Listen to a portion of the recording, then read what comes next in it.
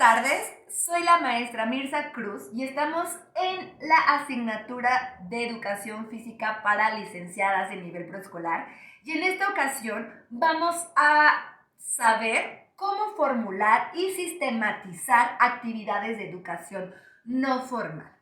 Los contenidos a trabajar en este momento van a ser qué es la educación no formal, qué es el aprendizaje experiencial y cómo ocupamos la animación sociocultural para hacer este tipo de actividades dentro del mismo preescolar y saberlas planificar. Finalmente, vamos a ver cómo nuestros planes de estudio llegan a este punto.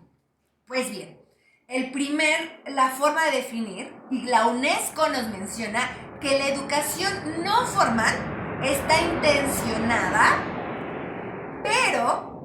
y además de esto está planificada, pero está fuera de la educación obligatoria, es decir, que es voluntaria, se desarrolla prácticamente en una situación de ocio y administración del tiempo libre. Esta es la parte no formal. Sin embargo, vamos a regresarnos un poco. ¿Qué es lo formal?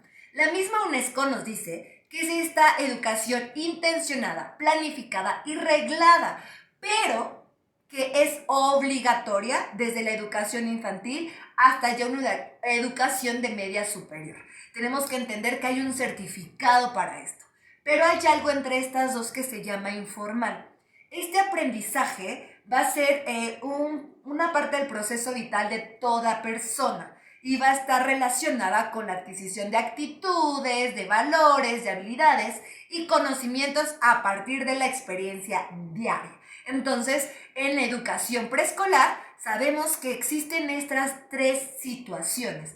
Sin embargo, ustedes, educadoras, yo sé que la educación no formal la podemos ocupar en actividades, por ejemplo, como recreativas, día de padre, trabajo de matrogimnasia, algún festival o situaciones a lo mejor de recreación acuática, ¿no?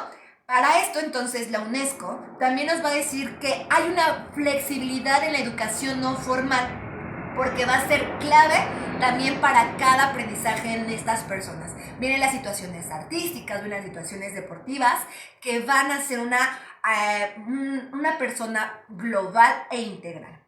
Pero para esto y comprender un poquito cómo planificar, vamos a pasar al aprendizaje experiencial.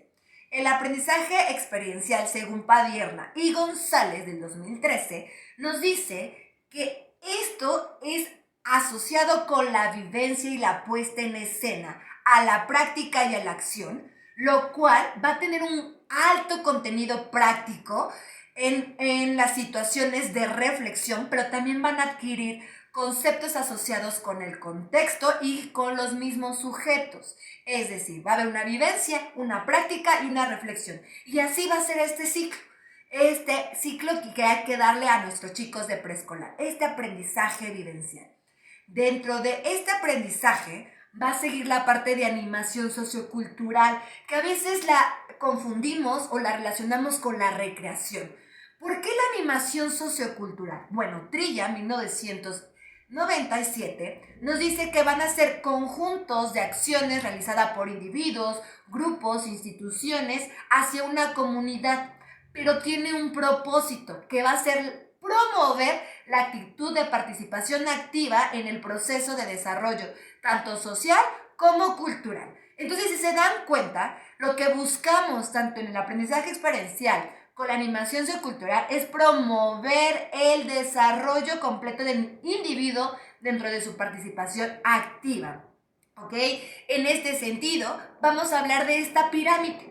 Esta pirámide de aprendizaje experiencial, animación sociocultural y educación no formal.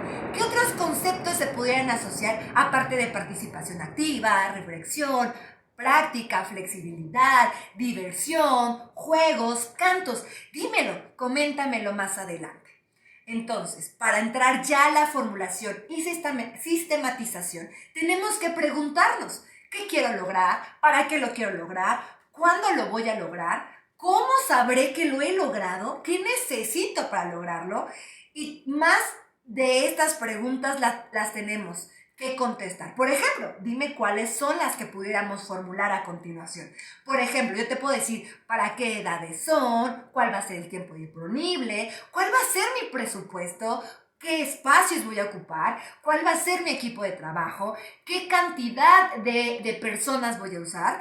Pero todas estas preguntas que me tengo que formalizar todo el tiempo y que a lo mejor me hacen explotar mi mente, las tengo que llevar a cabo con algo muy importante, que es mi plan de estudio. Mi aprendizaje esperado, qué le va a aportar al perfil de egreso, cuáles van a ser los recursos, los indicadores a evaluar de este aprendizaje y estas actividades. Para esto tienes que recordar, y antes de que me pases hacia tu planificación, que hay dos programas muy importantes. El de aprendizaje es clave para la educación integral y que es de educación básica para preescolar, y el otro es el de educación física, que está incluida en el de educación básica. Entonces, de acuerdo a esto, toma en cuenta todos los rasgos de perfil de egreso que puedan ser de manera transversal en estas dos asignaturas. Por ejemplo, lenguaje y comunicación con educación física, pensamiento en el matemático con educación física. Siempre estas situaciones de educación no formal van a ir enlazadas, precisamente porque tenemos aprendizajes esperados en cada campo de formación académica. Es decir, situaciones que el niño de preescolar tiene que ir aprendiendo. Y si tú esto no te lo vas preguntando desde que ya planificas tu actividad, entonces no va a haber congruencia con los temas que vayas viendo. Entonces, a raíz de esto, yo espero que haya quedado muy bien entendido qué es esta parte de educación no formal dentro del preescolar y todos los aprendizajes que tenemos que tener en cuenta. La siguiente clase, no te pierdas nuestra situación de Excel en una planificación para ya ver los rasgos paso a paso de acuerdo a tu plan de estudios. Nos vemos y recuerda, si no lo puedes explicar de la forma más simple, no lo entiendes suficientemente bien. Albert Einstein. Nos vemos. Hasta luego.